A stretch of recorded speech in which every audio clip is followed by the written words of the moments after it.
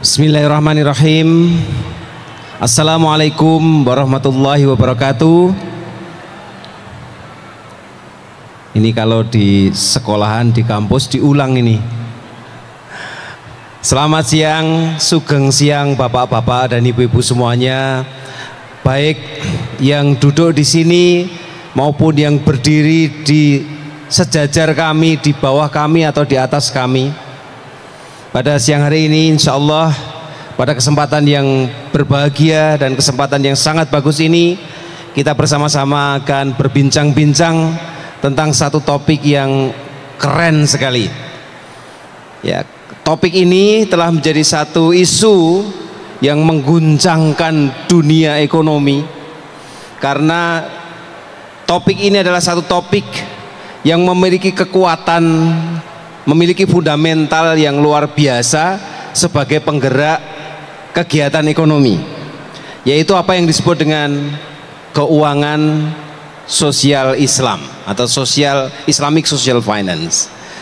Dan sebelum saya memperkenalkan lebih jauh pada hadirin sekalian pembicara narasumber kita pada siang hari ini, kami mohon kepada para narasumber, yang pertama Profesor Waryono untuk bisa lenggah di depan, dan kemudian Kang Mas Roy, karena kalau saya panggil Bapak kelihatannya masih amat sangat muda. Wah, monggo lenggah di sini Prof dan Pak Roy.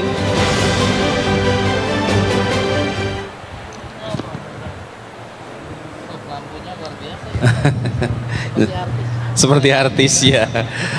Prof Waryono dan Pak Roy, perkenalan kami sedikit membacakan kurikulum vitae biar kelihatan lebih keren gitu ya. Yang pertama, Prof Waryono ini adalah salah seorang direktur di Kemenak RI, Direktur Pemberdayaan Zakat dan Wakaf. Beliau sebenarnya kedudukannya ada di Jogja, tapi sedang dipinjamkan Jakarta gitu. Jadi biasanya Jakarta kalau sedang membutuhkan orang Jogja tinggal call saja gitu ya. Kemudian yang kedua, Bapak Roy Renwarin ya. Beliau ini luar biasa ya. Beliau salah satunya adalah sebagai Strategic Development Director Yayasan Edukasi Wakaf Indonesia. Bapak dan Ibu sekalian, ketika Indonesia sedang akan memulai pembangunannya, membutuhkan banyak sekali sarana dan prasarana, dan salah satunya adalah membutuhkan pesawat. Maka masyarakat Muslim Indonesia, wabil khusus pada waktu itu Aceh, mewakafkan sebagian hartanya untuk membeli pesawat.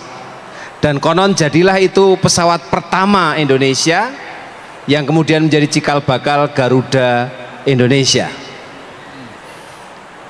Waktu berjalan, kalau kita melihat di belahan dunia yang lain, ada banyak lembaga-lembaga top dunia, misalnya universitas top dunia, Harvard University misalnya, itu salah satu sumber dananya yang paling besar adalah dari endowment fund. Tercatat tahun 2023 lebih dari 51 miliar US dollar bukan rupiah. Dan konsep endowment fund itu ya boleh disebut hanya bahasa Inggris dari wakaf. Ya, konsepnya sama dan sebangun dengan wakaf. Dan saat ini kalau kita melihat juga di dalam rekayasa ekonomi dan keuangan syariah di Indonesia, ada juga sudah banyak instrumen-instrumen yang berbasiskan skema keuangan sosial. Ada wakaf, ada zakat, dan lain-lain. Kalau kita berbicara wakaf, zakat, selalu kita melihat potensinya itu gede banget. Potensi zakat itu kalau tidak salah dari Badan Amil Zakat Nasional, diperkirakan tahun 2023 itu sekitar 327 triliun. Tapi yang mampu dikumpulkan baru sekitar 37 triliun. Kemudian kalau wakaf, Masya Allah, ini sudah nggak kehitung tergantung caranya menghitung. Ada yang membuat perkiraan potensinya 4.000 triliun rupiah. 4.000 triliun rupiah, Masya Allah. Tapi kalau kita ditanya realisasinya, ya masih selalu jauh panggang pada api. Tentu ada banyak hal yang perlu kita kaji kenapa hal itu terjadi, tetapi ini semua tidak mengurangi potensi zakat wakaf terutama sebagai pilar utama keuangan sosial Islam menjadi penggerak dari ekonomi kita, termasuk nanti UMKM. Nah, pada kesempatan kali ini kita telah kedatangan dua orang narasumber yang luar biasa, sangat punya otoritas untuk menjelaskan hal itu. Yang pertama Prof. Waryono ini karena beliau adalah Direktur Pemberdayaan Wakaf dan Zakat, pasti sangat menguasai tentang hal itu, ya. Dan yang kedua nanti Pak Roy, Mas Roy, ini dari edukasi wakaf, saya kira juga sangat menguasai bidang ini. Kita punya waktu 1 jam dan saya tadi sudah koordinasi dengan panitia, meskipun kita ini tadi mulainya mundur, tapi talkshow ini tetap kita adakan 1 jam. Kalau saya di kampus suka memberi penjelasan pada mahasiswa, kita ini sudah memulai terlambat, jadi kita harus mengakhiri tepat waktu, jangan mengulangi kesalahan. Tapi kalau ini kita lakukan nanti sebentar sekali, insya Allah kita akan tetap 1 jam, jadi dimohon kesabarannya pada Bapak dan Ibu, ya, untuk tetap mendedikasikan waktunya. Waktu dalam 1 jam akan kita gunakan untuk bincang-bincang, dan jika memungkinkan nanti kalau ada para hadirin ini yang ingin mengajukan pertanyaan, meskipun ini bukan forum resmi seminar, tapi dimungkinkan saya kira, ya. Yang pertama saya kira waktu kurang lebihnya 20 menit akan kami haturkan kepada Prof. Waryono dulu, kemudian 20 menit setelahnya kepada Mas Roy. Monggo. Assalamualaikum warahmatullahi wabarakatuh. Cukup sekali saja ya. Selamat sore, salam sejahtera untuk kita semua, namo buddhaya, salam kebajikan.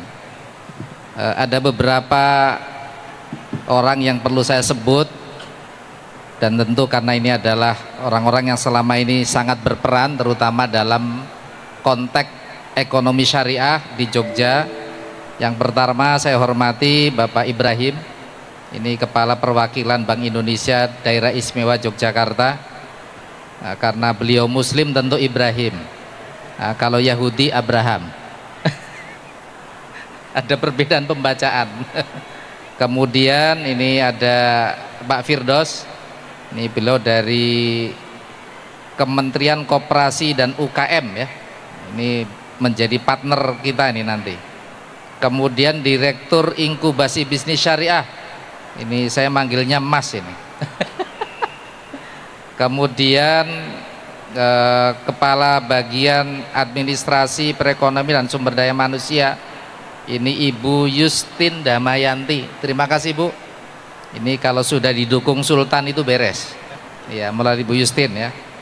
Kemudian ini kolega saya di kampus, Ibu Imelda, doktor, insya Allah sebentar lagi profesor, ya, Bu Imelda. Ya, meskipun saya sudah di Jakarta, rintisannya ini adalah dulu saya, Pak. Kemudian ini ada Pak Misbah, ya, yang telah menyertai saya sejak pagi, Pak, di Bantul. Pak Roy ini yang maha kreatif, luar biasa. Kemudian Pak Bekti, nah ini. Kemudian siapa lagi? Ini berangkat sekali nih. Pokoknya semuanya ya Bapak Ibu, ya. Terus juga ada para santri atau mungkin juga para kiai, Bu Nyai. Semuanya saya hormati. Mohon izin saya berdiri, ya. Kayaknya dari tadi duduk terus gitu. Ini presentasinya bisa di, iya. Kalau nggak ada, saya mungkin overview saja. Ya, Bapak Ibu, pertama saya ke Jogja ini pulang kampung. Karena saya memang tinggal di Jogja dan sudah 4 tahun saya mondok di Jakarta, masih bolak-balik. Dan saya niati untuk belajar sekaligus berkhidmah lebih luas. Jadi kalau di Jakarta itu khidmahnya Indonesia, nah, kalau di Jogja khidmahnya ya Jogja gitu. Dan saya alhamdulillah baru saja lulus dari pesantren. Per 31 Juli saya menyelesaikan tugas sebagai Direktur Pendidikan Diniyah dan Pondok Pesantren. Pas 4 tahun. Dan telah mendata kurang lebih 42.000 pesantren. Dengan santri mukim kurang lebih ada 5.000 santri yang mukim ya. Jadi cukup banyak santri di Indonesia. Dan setelah lulus dari pesantren saya mendapat tugas dari Bapak Menteri Agama untuk bersama-sama masyarakat, para ulama, para kiai, para ustadz, ustadzah mengembangkan potensi yang luar biasa yang tadi disebutkan moderator, yaitu zakat dan wakaf. Betul bahwa potensi zakat kita tuh luar biasa, hanya saja belum optimal. Nah, kenapa belum optimal? Tentu banyak faktornya, termasuk juga wakaf. Saya membayangkan Bapak Ibu, kalau dua instrumen keuangan Islam ini optimal ya, Yogyakarta sebagai kota yang paradoksal, karena satu sisi harapan hidupnya tinggi tapi masyarakat miskinnya banyak. Ini yang saya maksud paradoksal ya. Nah ini Bapak Ibu, saya langsung aja. Jadi data yang kami punya seperti ini Bapak Ibu. Kita punya Basnas ya, dari mulai pusat sampai kabupaten itu ada 512. Ini luar biasa banyak. Bandingkan dengan negara lain di dunia ini nggak ada sebanyak ini Bapak Ibu. Sangat banyak. Kemudian ini Pak Moderator, nah, zakat kita 2023 ya dengan DSKL itu 32,3 triliun. Ya. Cukup banyak. Jumlah segini saja Bapak Ibu, ini kalau dikelola dengan baik, kita memang masih punya PR 25,9 juta masyarakat miskin. Nah ini insya Allah bisa diselesaikan kalau kita, tadi bahasanya Pak Perwakilan ya Pak Ibrahim, kalau kita kolaborasi ya, kita kerjasama. Oke, terus biar cepat. Nah sekarang wakafnya ini Bapak Ibu, kita punya lokasi wakaf Bapak Ibu 445.000 ya. Sayangnya ini belum semuanya produktif. Mengapa belum produktif? Karena diserahkan kepada amil, kepada nadhir yang boleh jadi baru bisa menjaga keutuhannya wakaf, tapi belum bekerja sama dengan Pak Roy untuk bagaimana memproduktifkan. Karena wakaf itu harus diproduktifkan, sehingga dalam bahasa Arabnya itu jariyah, mengalir. Nah, kalau tidak mengalir namanya tidak jariyah. Oke, itu Bapak Ibu, luasnya 57.550 hektar. Itu berupa aset lahan tanah.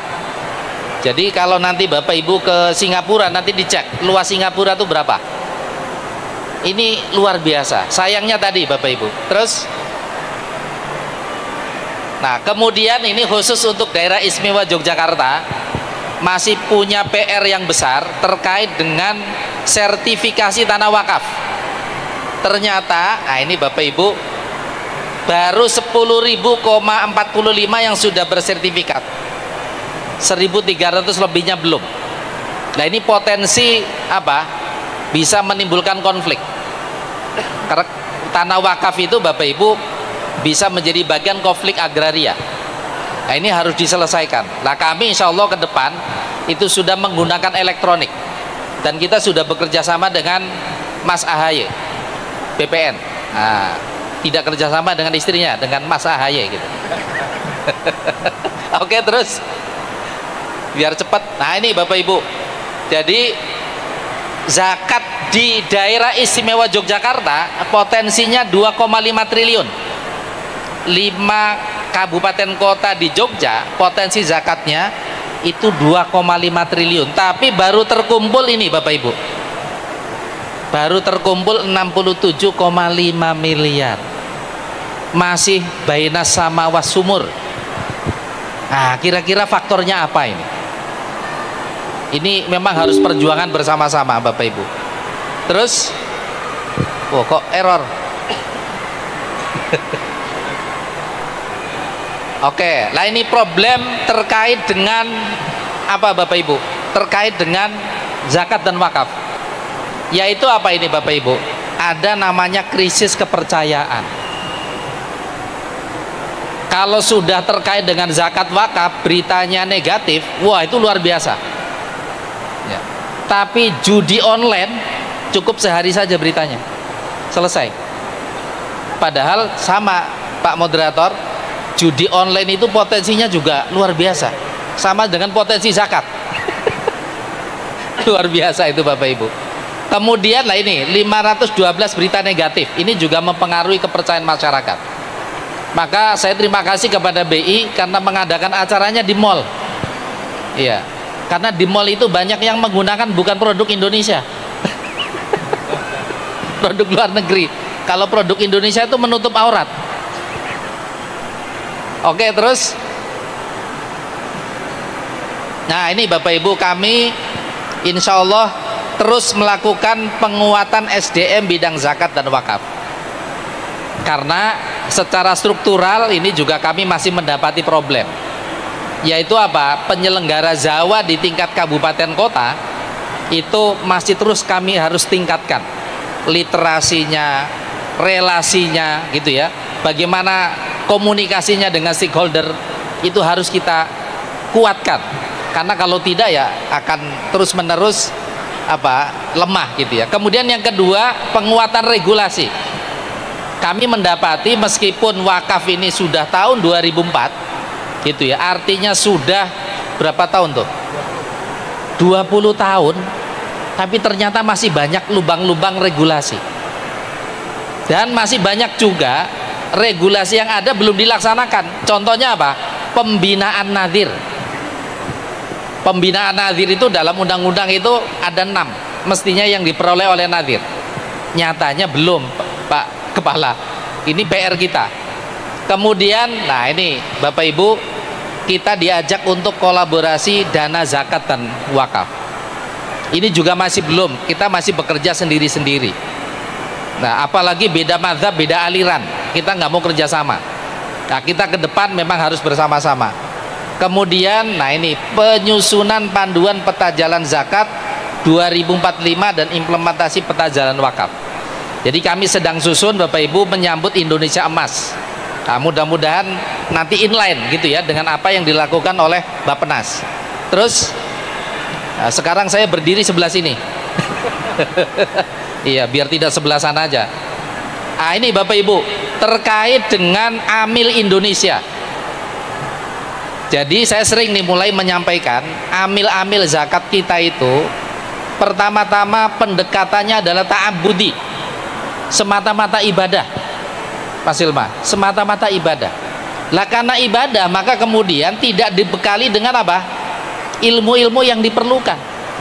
Bagaimana memasarkan, bagaimana mendistribusikan, bagaimana survei mustahik, survei muzaki, nggak diajarkan. Karena kitab-kitab fikih kita memang tidak sampai ke sana. Ya, kitab zakah itu hanya menyebutkan siapa, apa harta zakat itu apa, amil itu apa, mustahik itu apa, itu saja. Padahal zakat hari ini tuh harus sesuai dengan undang-undang zakat, harus ada pendaya gunaan. Nah ini kalau tidak punya sosiolog, tidak punya antropolog, tidak punya ekonom, nggak bisa. Jadi kompetensi amil itu harus ensiklopedis kalau misalnya satu orang, tapi tidak harus karena itu berat ya. Oke, berikutnya ini Bapak Ibu, sebelumnya ya jumlah amil kita tuh masih kecil juga Bapak Ibu. Nah yang jelas ini problem utama wakaf Bapak Ibu, itu ternyata apa, nadhir kita itu umumnya masih sambilan gitu ya Pak Roy ya, tidak niat. Karena memang apa, niatnya hanya ibadah. Lah ibadahnya itu hanya ya kalau saya sempat ya kelola, kalau enggak ya wong juga nggak dosa katanya gitu. Lah sementara lah ini Bapak Ibu 16% baru yang serius. Nah boleh jadi karena memang apa, negara belum hadir. Coba cek di Kementerian Tenaga Kerja kalau ada di sini. Nanti Pak Firdaus kita sama-sama ke Kemenaker ya, biar amil dan nadhir itu masuk dalam nomenklatur pekerjaan yang formal. Sebab kalau tidak, lah itu problemnya. Nah, ini teman-teman UII nanti bisa turut memikirkan ini. Gimana masa depan amil dan masa depan nadhir. Terus, nah ini Bapak Ibu, penguatan kebijakan regulasi kami terus koordinasi, kemudian pengumpulannya gimana, pendistribusiannya, kompetensinya seperti apa, dan regulasinya insya Allah ke depan kami akan digitalize. Ya, jadi ini mudah-mudahan mempermudah masyarakat. Meskipun kalau untuk di kampung problem juga gitu ya, akses terhadap internet. Maka kami juga bekerja sama dengan Bakti Kominfo untuk fasilitasi wilayah-wilayah yang belum ada jaringan internet. Karena Indonesia ini subhanallah ya, luasnya luar biasa. Oke, terus masih berapa menit tuh moderator? Oh, masih 7 menit. Ini Bapak Ibu problemnya ya. Jadi secara administratif ini juga masih lumayan berat ya, karena masyarakat kita kebanyakan belum administratif, masih lisan gitu ya. Yang dicatat tuh baru nikah.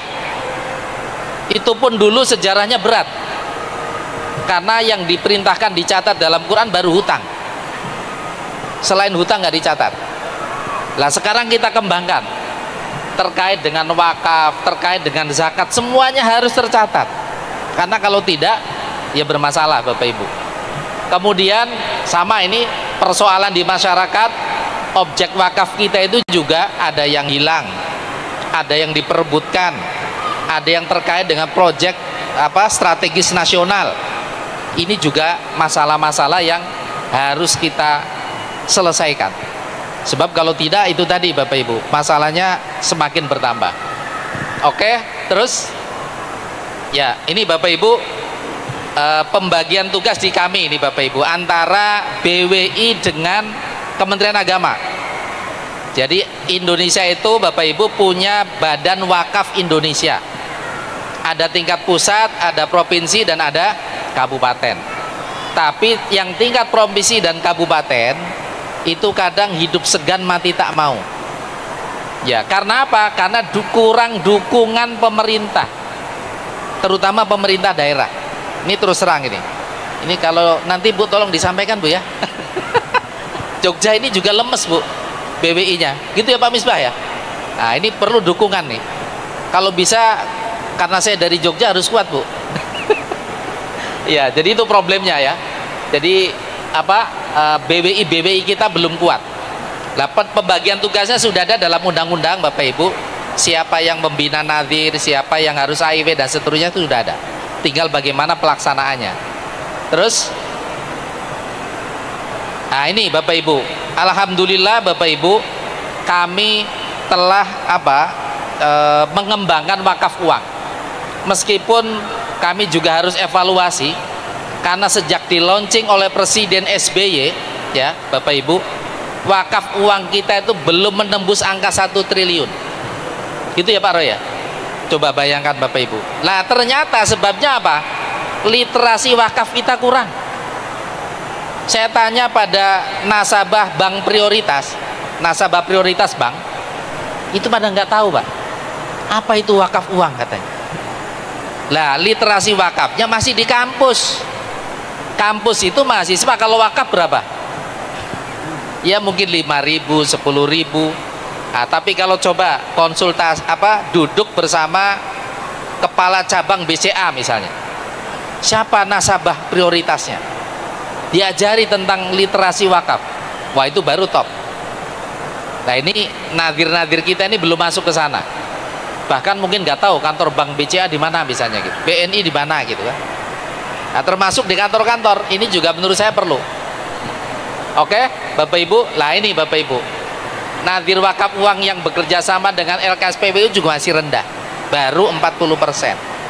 Kami baru mengumpulkan CEO-nya bank-bank yang membuka wakaf uang itu juga masih kecil. Ini problem besar ya. Oke, terus, nah ini Bapak Ibu terkait dengan aturan nadir, ya. Aturan nadirnya seperti ini, kalau uangnya 100 miliar sampai 800 miliar, ini wakaf uang ya Bapak Ibu ya. Ini wakaf uang ini luar biasa kalau digerakkan betul ya. kami bersama Pak Roy dan teman-teman di Padang baru saja meluncing wakaf uang. Dalam waktu 5 jam alhamdulillah terkumpul 2 miliar. Hanya 5 jam. Ini luar biasa kalau digerakkan. Gitu ya Pak Roy ya. Terus ini sekedar gambar saja kegiatan kami Bapak Ibu. Alhamdulillah kami telah mendapatkan 2 rekor muri. Yang pertama adalah 1,5 juta paket bantuan Ramadan di bulan Ramadan tentu saja. Ini juga kolaborasi. Tepuk tangan untuk kolaborasi. Iya, BWI, Lasnas, Kemenak gitu ya. Basnas semuanya terlibat. Dan ini terbesar menurut muri. Yang kedua, kami juga baru saja mendapatkan muri untuk lebaran anak yatim di bulan Muharram kemarin ya. Ini 2 juta bantuan untuk anak yatim di seluruh Indonesia. Ini karena kolaborasi lagi-lagi. Kalau tidak kolaborasi kita nggak bisa. Ini bukti bahwa kolaborasi itu sangat-sangat bermanfaat. Terus, nah ini Bapak Ibu yang tadi saya ceritakan kepada Pak Firdaus ya, ada kampung zakat. Ini alhamdulillah terus menerus kami akan mengembangkan kampung zakat. Ini nama proyek ya Bapak Ibu, tidak harus kampung, kota juga boleh. Tidak harus kelurahan, desa juga boleh gitu ya. Hanya nama saja. Untuk bagaimana mengembangkan masyarakat di situ, mustahiknya dan muzakinya. Oke, terus kemudian ini juga Bapak Ibu kami punya program pengembangan ekonomi umat melalui KUA. Kenapa melalui KUA Bapak Ibu? KUA ini adalah tempat di mana seseorang menghalalkan hubungannya. Maka sering disebut KUA itu kantor urusan asmara. Nah gitu ya. Tapi KUA harus bertanggung jawab kalau sudah nikah ini ekonominya bagaimana dipantau ya. Sebab 2 juta perkawinan di Indonesia tiap tahun, 400 ribunya bercerai. Jadi Indonesia ini setiap tahun Bapak Ibu memproduksi janda dan duda 400 ribu. Bayangkan kalau dia punya anak 1. Ini berarti benih-benih kemiskinan Bapak Ibu. Dan ini harus harus ditahan, jangan sampai lajunya itu besar. Oke, terus nah kemudian kami juga mengembangkan ini Bapak Ibu, inkubasi wakaf produktif. Nah, ini gambar saya di tengah ketika berkunjung ke kampung wakaf kebun produktif di Bandung ini. Ini kreativitas masyarakat. Nah ini juga ada, ini waktu kami di mana ini, di Lombok. Nah ini Bapak Ibu, inkubasi wakaf produktif. Oke, terus nah insya Allah tahun ini Bapak Ibu kami akan mengembangkan namanya program kota wakaf ya. Ini nama program juga, pertama di Aceh Tengah. Jadi kami memiliki kriteria, salah satunya adalah BWI nya aktif, yang kedua sudah menjalankan wakaf uang, yang ketiga pemerintah daerahnya mendukung dengan menulis fakta integritas dan perjanjian. Jadi kalau Pemdanya tidak mendukung, kami mundur dulu karena ini adalah program bersama. Kemudian di Siak Riau ini Bapak Ibu ada sebuah kerajaan tempo dulu ya, itu di Siak. Di sana sudah ada kantor BWI nya lumayan besar, wakafnya juga banyak ya. Kemudian Padang, Sumatera Barat, Tasikmalaya, dan insya Allah Gunung Kidul. Nah jadi di Jogja ada 1 di Gunung Kidul, insya Allah akan kami kembangkan. Jadi meskipun Gunung Kidul namanya kota wakaf. Dan terakhir adalah di Wajo, ini di Sulawesi Selatan. Oke, terus ya, jadi insya Allah Bapak Ibu kami sudah mengembangkan elektronik akta ikrar wakaf. Jadi sudah tidak lagi manual ya. Jadi akan memudahkan masyarakat. Kemudian pelaporan juga daily. Pelaporan wakaf uang itu akan kita ketahui setiap saat.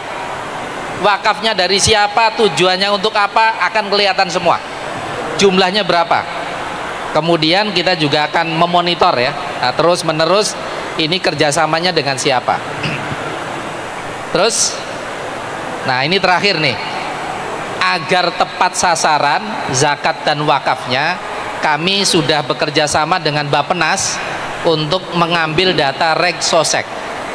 Jadi orang miskin di Indonesia ini Bapak Ibu sudah ada datanya, di mana jumlahnya berapa, usianya berapa, anaknya berapa ya. itu ketahuan, sehingga insya Allah akan tepat. Nah, kalau tepat 25,9 juta itu akan mudah kita atasi. Dan kontribusi zakat wakaf itu dicatat dalam sejarah Indonesia memiliki kontribusi kepada negara. Nah, mungkin itu Bapak Ibu dari saya. Karena itu terima kasih kepada BI yang sudah memfasilitasi kegiatan ini. Kita harus bersama-sama menggelorakan zakat dan wakaf. Dan saya baru saja melaunching Bapak Ibu kegiatan namanya manasik zakat. Ya, selama ini manasik haji dan umroh. Ya, padahal anak-anak kita kalau nanti berhaji kesempatannya berapa tahun? 60-70 tahun. Kalau tidak ada perubahan kebijakan. Sementara dia sebenarnya sudah wajib zakat. Nah, ini Bapak Ibu. Jadi mohon dibantu para ustadz ustadzah di pesantren manasik zakat dan juga manasik wakaf. Anak-anak sudah harus diajari bagaimana memberi, bukan meminta. Nah, ini kalau sudah begini insya Allah akan cepat besar. Terima kasih. Assalamualaikum warahmatullahi wabarakatuh. Waalaikumsalam warahmatullahi wabarakatuh. Ternyata selain potensinya yang besar, masalahnya yang banyak, yang sudah dikerjakan ternyata juga banyak sekali.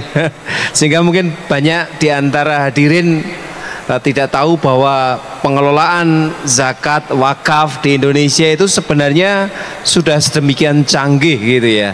Sudah sedemikian canggih. Ya, tentu kemudian ini harus istiqomah Pak ya. Sehingga nanti Indonesia bukan hanya menjadi negara dengan penduduk muslim terbesar, tapi kita juga bisa membuktikan apa yang sudah dilabelkan oleh World Giving Index yang menempatkan Indonesia, masyarakat Indonesia itu sebagai masyarakat paling dermawan di dunia. Nah, tentunya kalau bisa bukan sekedar dermawannya, karena dermawan bisa disalahgunakan ya, tapi dermawan itu kemudian produktif. Ngaten nggih, Prof. Luar biasa. Nanti kita lanjutkan lagi barangkali. Selanjutnya kepada monggo Mas Roy untuk bisa memberikan pencerahan pada kita, karena beliau memang banyak bergerak di edukasi wakaf ya, sehingga banyak inovasi barangkali, ide-ide kreatif. Termasuk saya membayangkan andai saja mall yang megah ini adalah wakaf ya, mungkin itu ya. Oh, mungkin ya. Ya, nanti lain waktu ini dibeli dengan wakaf ya. Terima kasih. Monggo ya. Izin berdiri ya. Baik, bismillahirrahmanirrahim. Assalamualaikum warahmatullahi wabarakatuh.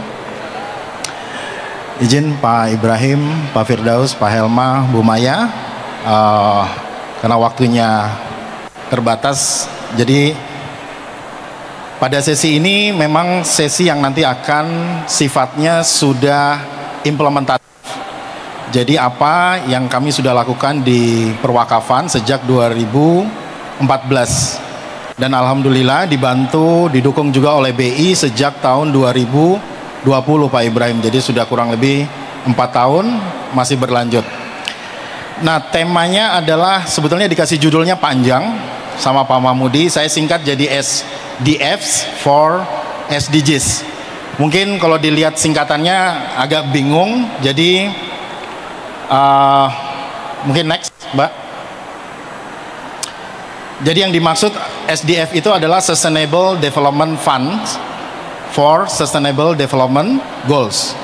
Mungkin Bapak dan Ibu sudah tahu sekarang ngetren sekali ya istilah SDGs ya, sesuatu program, ada 17 program yang terkait dengan keberlanjutan. Tetapi ternyata di situ ada titik yang harusnya diisi. Nanti saya akan jelaskan. Next. Nah, kita akan lihat pertama adalah tentang penanganan kemiskinan. Jadi kalau kita bicara penanganan kemiskinan itu biasanya bansos, sodako, infak, kemudian zakat. Tapi 3 atau 4 elemen ini itu fokusnya adalah di penanggulangan kemiskinan, bukan di pengentasan. Contoh kalau kita punya uang 1 miliar, misalnya dikumpulkan dari zakat, diberikan bantuan kepada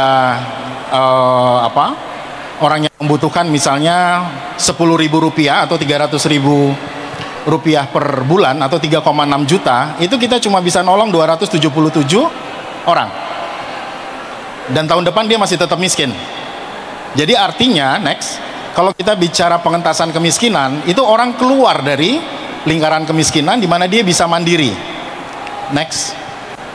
Ya. Dan untuk mandiri itu berarti butuh dana jangka panjang. Orangnya harus dididik, dilatih, dimodali, ya, didampingi.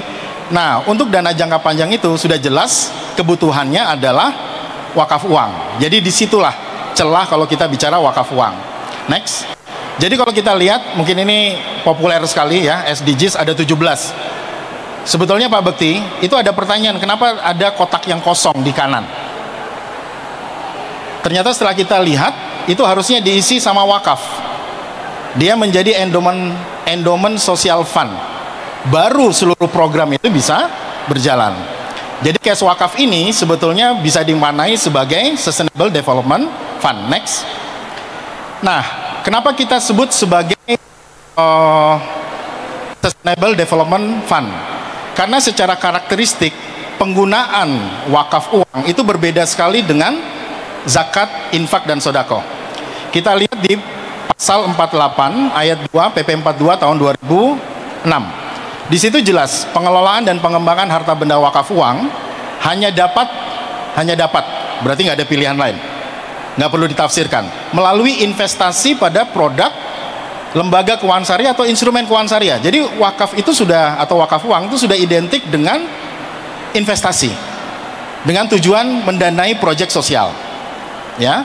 Nah, di pasal 48 ayat 5 itu bahkan juga bisa diinvestasikan di luar, ya, perbankan syariah misalnya, ya, tetapi harus diasuransikan untuk menjaga pola. Jadi kalau kita bicara sesuatu yang sifatnya keberlanjutan, ya, berarti kita akan bicara bagaimana itu bisa didanai, dan dananya itu bisa dilakukan dari hasil investasi. Next. Nah, ini saya akan ambil contoh implementasi. Kebetulan ada dari Pak Firdaus dari Kementerian Koperasi, selalu dengan tagline UMKM naik kelas. Padahal kalau kita baca UMKM naik kelas itu selalu dihitung dari omset. Nah, begitu pengusaha kecil itu ingin naiknya omset, ya, sudah lakukan halal dan lain sebagainya, omsetnya tiba-tiba naik karena ada permintaan. Yang pasti yang jadi bingung apa? Modal. Ini orderan 1 minggu harus segera dilakukan, kalau enggak pelanggannya lari. Dia butuh akses modal. Nah, sementara next, akses permodalan kita itu masih modelnya begini. Mana jaminan? Kalau nggak ada jaminan, nggak ada. Oke, ada jaminan. Mana laporan keuangan? Oke, laporan keuangan. Tunggu rapat dulu komite kredit. Hilang pelanggannya. Jadi kalau caranya kayak begini, UMKM-nya nggak naik kelas, tapi saya sebut remedi, ngulang terus pada level yang sama. Bagaimana supaya bisa naik? Kalau misalnya mereka bingung, yang dilakukan apa? Next. Kalau pelaku usaha ini bingung, next, larinya ke rentenir, bank pelecit. Bapak dan Ibu, itu kalau kita dakwain nggak akan mempan, karena ini bicara supply and demand. Dan begitu pengusaha itu masuk ke jaringan rentenir, dia sudah terikat sama jaringan kemiskinan secara sistemik. Nggak akan pernah kaya, nggak akan pernah sejahtera. Yang sejahtera adalah rentenirnya. Nah, ini problem. Pertanyaannya bagaimana caranya? Ini kita sudah bikin campaign, ya, gambarnya serem kayak begitu karena memang serem ternyata, ya. Jadi bagaimana melepaskan UMKM dari jerat rentenir melalui wakaf. Nah, di mana skemanya, di mana inovasinya? Ini yang kita lakukan, ya. Sekarang kita sudah mulai melakukan pendataan untuk membentuk inkubator wakafpreneur. Satu kelompok, satu kecamatan terdiri dari 20 pelaku usaha yang nanti didampingi dengan 2 pendamping. Next. Kemudian kita ajarkan bahwa kalau ada kebutuhan dana, cara yang dilakukan adalah dengan mengajak orang berwakaf. Akadnya jelas, karena wakaf itu akan diputar dalam bentuk investasi modal kerja. Jadi nggak perlu lagi harus naikin agunan dan lain sebagainya. Yang dilakukan adalah mengajak lebih banyak orang berwakaf. Nah, bagi yang berwakaf ditawari, kan biasa cari investor, ya. Kalau investor di wakaf itu imbal baliknya 70.000%. Kok bisa? Karena setiap kali kita sedekah dibalas 700 kali lipat. 700 kali lipat itu kalau di persentase jadi 70.000%. Orang senang. Nah, begitu dana ini dihimpun, next. Programnya apa? Ada 2 yang ditawarkan. Urun wakaf, wakaf uang kolektif, atau deposito wakaf atau wakaf uang berjangka. Jadi ini adalah 2 hal yang biasa ditawarkan, ya, dengan tadi ceritanya adalah bagaimana wakaf itu bisa membantu UMKM. Next. pertanyaan yang banyak sekali terjadi adalah, terus kalau turun ke mikro itu kan ada potensi gagal bayar dan lain sebagainya. Kami setiap kali disampaikan begitu, kita nggak mau bahas, Pak. Kenapa? Nggak perlu mikro, yang konglomerat aja juga bisa gagal bayar, itu sunatullah. Yang perlu kita lakukan adalah menyusun mekanisme bagaimana modal kerja itu bisa tanpa agunan, tanpa riba, tanpa sita, tanpa denda, tanpa ribet, ya. Orang bisa top up sewaktu-waktu, tapi mitigasi resikonya bisa dilakukan. Nah, kita sudah buat ada 5 mitigasi, ya. Yang pertama adalah modal kerja itu tidak pernah diberikan dalam bentuk uang, tapi diberikan dalam bentuk bahan baku, jadi rantai pasok. Kalau dia pedagang tempe, maka datangnya adalah tempenya datang, bukan uangnya, sehingga kita bisa kontrol juga dari ujung sampai ke ujung berikutnya, itu sudah halal. Jadi sudah ada 5. Next. Kemudian juga ini yang menarik, restrukturisasi. Ini betul-betul mendisrupsi bagaimana cara pembiayaan. Biasanya kalau orang itu usaha tidak selalu mulus. Ada masa dia decline. Pada saat dia decline, dia nggak bisa bayar. Biasanya ya tidak bisa dilakukan restrukturisasi. Ya, orang tetap kena denda. Tapi dengan berbasis wakaf, begitu dia turun, didampingi, dia decline, ya kritis, itu terus direstrukturisasi pembiayaannya. Pak, saya selama ini bayarnya 500.000, tapi setelah dicek dengan kelompok tadi, saya cuma bisa bayar 100.000. Ya sudah, immediately bayar 100.000. Tujuannya apa? Supaya pelaku usaha ini ringan. Begitu dia naik, kembali disuntik dengan Qadul Hasan. Ini bisa dilakukan kalau dana pembiayaannya bukan dari dana pihak ketiga seperti umumnya, tetapi berbasis wakaf uang, jadi lebih fleksibel. Nah, kemudian yang menarik lagi apa? Waktu dana itu dikembalikan. Nah, ini tadi kita sempat diskusi. Contohnya misalnya salah satu pengusaha itu mengembalikan biasanya kan pokok dan bagi hasil atau margin. Nah, yang menarik dalam skema ini, waktu pokoknya dikembalikan, pokoknya bisa dipakai lagi. Kalau saya ngajuin kredit ke bank, itu nggak bisa. Harus tunggu tenornya selesai atau saya harus top up agunan. Tapi kalau di sini misalnya sudah kembali 3 bulan begitu ya, 100 kali 3 1,2. Jadi Pak dia mau pinjam lagi 1 juta, bisa langsung dilakukan top up. Jadi fleksibilitas karena ini diatur oleh kelompok itu sendiri. Kemudian yang menarik berikutnya adalah bagi hasil. Ada 100.000 bagi hasil. Ya, biasanya itu jadi milik dari lembaga keuangan. Kalau di sini ini dia kembali ke kelompok 90%. Sehingga ya, waktu itu kembali kelompok UMKM ini dengan berbasis wakaf, dia punya dana cadangan. Ya, dia punya dana sosial. Kalau ada yang kebutuhan beasiswa, santunan, ada yang sakit, nggak perlu lari ke mana-mana. Cukup menggunakan dana itu sendiri. Baik, next. Nah, ini kita sudah lakukan penyaluran ke anggota di inkubator Nasir. Bahkan terakhir kita sudah buka namanya posko pelunasan hutang usaha Gorimin korban rentenir. Jadi kita sudah bisa sisihkan, ya. Ini nanti akan saya jelaskan di akhir. Ini nyambung juga ke zakat. Next. Nah, ini konsep ini kita sebut dengan Jariah Fund. Kenapa disebut Jariah? Karena dia modalnya bersumber dari wakaf, dia berkelanjutan, dan ini menjadi dana abadi, sehingga pelaku usaha yang mungkin sudah meninggal, anaknya kemudian masih bisa mengakses modal kerja itu, ya. Jadi ini yang kita sebut dengan sustain. Baik, jadi next. Nah, ini sudah dilakukan di Kulon Progo, sudah berjalan dengan baik. Next. Sekarang kita juga melibatkan bank lokal BPRS MAM yang kebetulan sudah menjadi LKSPWU. Kita launching namanya program Cash Wakaf Foster Fund.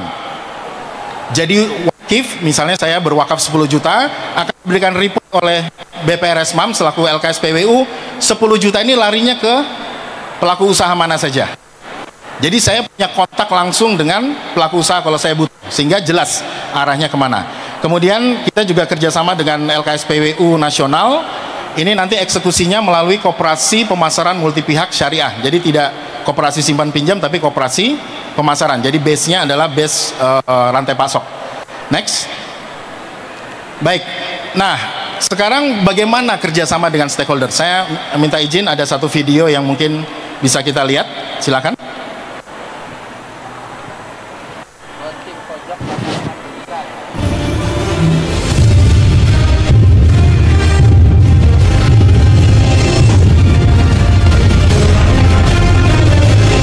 Kemenak Gunung Kidul saya kira sudah membuat terobosan yang luar biasa dengan melaunching pojok wakaf digital.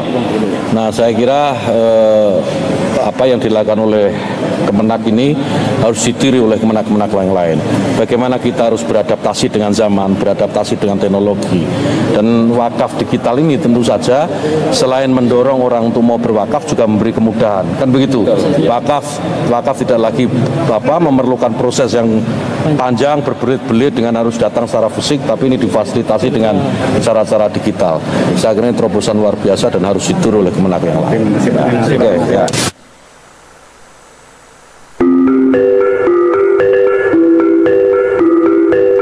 Pojok Wakaf Uang Digital merupakan unit layanan perwakafan yang berada di kantor Kementerian Agama Kabupaten Gunung Kidul dan seluruh KUA di Kabupaten Gunung Kidul.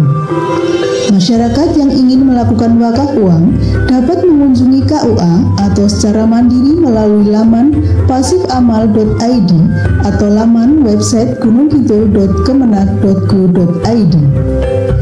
Pojok Wakaf Uang Digital mengusung program pengentasan kemiskinan di tiap kecamatan melalui penghimpunan wakaf uang sebagai dana abadi per kecamatan yang akan dikelola melalui produk keuangan syariah dan juga akan digunakan untuk memproduktifkan tanah-tanah wakaf di tiap kecamatan sebagai kegiatan ekonomi seperti pertanian, perkebunan, dan peternakan. Sasaran proses literasi dan partisipasi wakaf uang yang akan dilakukan Kemenak Gunung Kidul pada tahap awal tahun pertama adalah calon pengantin sebanyak 5.885 orang, peserta didik baru di madrasah sebanyak 17.802 orang, calon jamaah haji sebanyak 6.710 orang, dan ASN sebanyak 890 orang yang bila berwakaf Rp50.000 akan terhimpun dana abadi kemaslahatan umat sebesar Rp1.564.350.000. Semua data wakaf akan tercatat dan mendapatkan sertifikat wakaf uang dan akta ikrar wakaf uang dari Lembaga Keuangan Syariah penerima wakaf uang.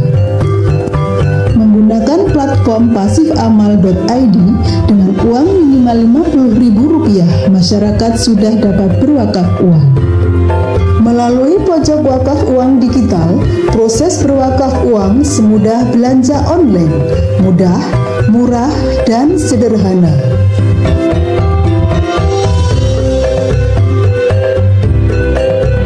Alhamdulillah, saiki wakaf luwih gampang.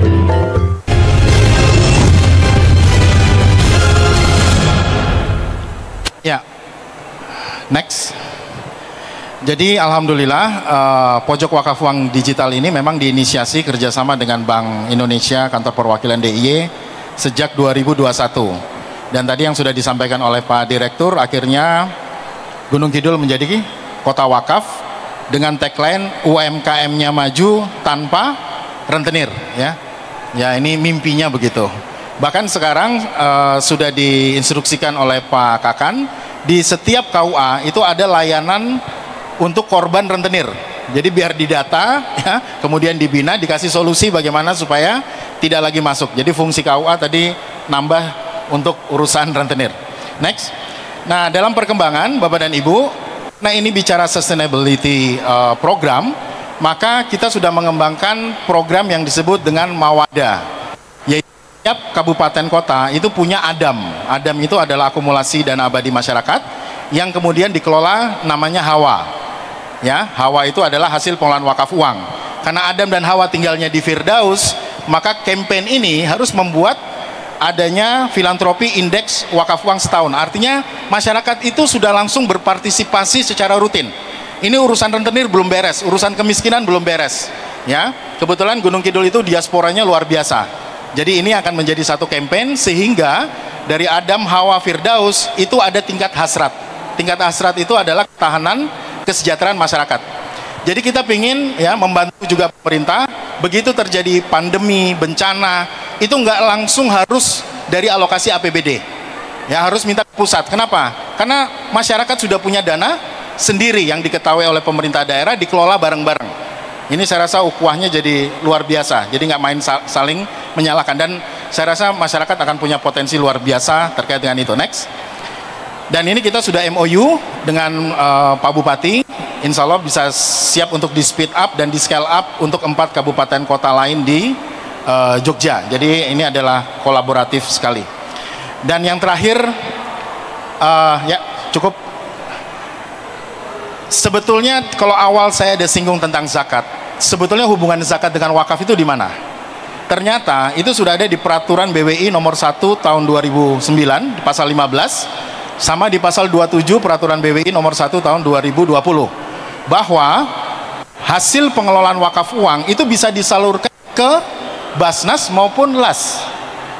Berarti pada titik temu ya asnaf itu fakir, miskin, gorimin, rikob, kemudian Ibnu Sabil dan Fisabilillah, ini bisa ditunjang dari 2 instrumen Islamic Social Fund. Kalau dari zakat bicaranya penanggulangan, tidak akan bicara pengentasan. Memang orangnya masih miskin tapi tidak kriminal, karena yang parah itu sudah lapar, nggak ada bantuan, itu pasti tingkat kejahatan dan lain sebagainya naik. Jadi zakat fungsinya di situ, wakaf masuk untuk pembinaan supaya orangnya keluar, pengentasan. Jadi kita punya istilahnya itu Islamic Social Fund Combo, gitu Bu Maya, combo ini, ya. Dan ini adalah instrumen yang luar biasa yang sudah diwariskan ke kita, yang tinggal kita olah. Saya rasa itu dari saya. Terima kasih. Kurang lebihnya mohon maaf. Assalamualaikum warahmatullahi wabarakatuh.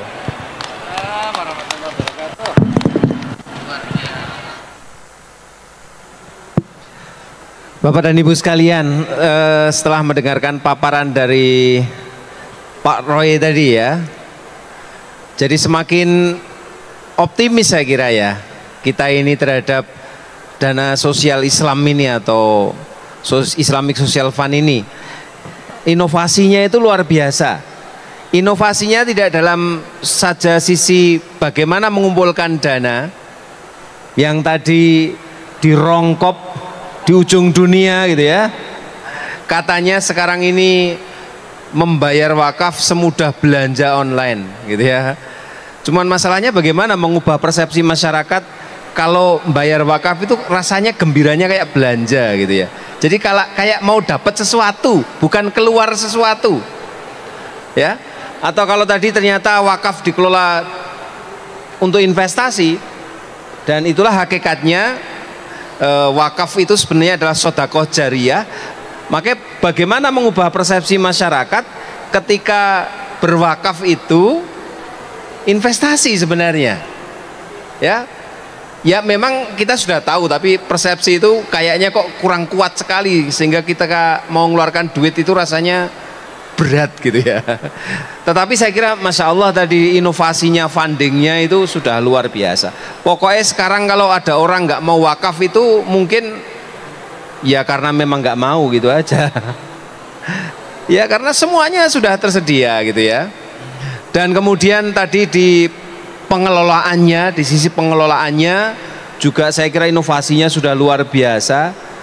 Mohon maaf Pak Roy, saya itu aslinya orang Gunung Kidul, sehingga saya tadi lihat kok rongkop jadi apa pilot project kayak gitu itu rasanya gimana gitu ya. Inovasinya super, terus munculnya dari rongkop. Yang mohon maaf saya asli Gunung Kidul ya. Rongkop itu daerah yang dekat Australia, sehingga ini luar biasa, Masya Allah gitu ya. Dan tadi dikombinasikan dengan apa yang telah dilakukan juga oleh pemerintah gitu ya, itu saya kira luar biasa. Terus mungkin saya ingin meminta pendapat dari Prof. Waryono maupun Mas Roy. Jadi ini kira-kira kurangnya apa ya? Kok rasanya sudah sudah dilakukan macam-macam kok ya gerakannya itu kelihatannya belum masif gitu ya. Kira-kira kurangnya apa ini? Kurangnya satu ya, kalau dicari kurangnya mungkin kurangnya banyak ya, tapi yang satu yang utama menurut saya adalah religiusitas masyarakat di bidang finansial itu masih kurang. Yang kuat itu adalah religiusitas di bidang spiritual, misalnya umroh, haji gitu ya, itu tinggi. Begitu selesai waktu jamaah haji kemarin, itu umroh itu sudah naiknya sekian derajat, sementara zakat wakafnya masih jauh. Lah makanya ini tantangan buat kita semua menurut saya, bagaimana kita bersama-sama memberikan literasi secara masif, bersama-sama, nggak boleh 1-2 orang gitu. Itu saja. Masya Allah, pilihan katanya saya kira super sekali, religiositas finansial. Jadi finansial itu religius ya, Masya Allah. Dikira yang namanya religius itu hanya sholat, haji begitu. Ya, luar biasa. Lalu Pak Roy, monggo silakan.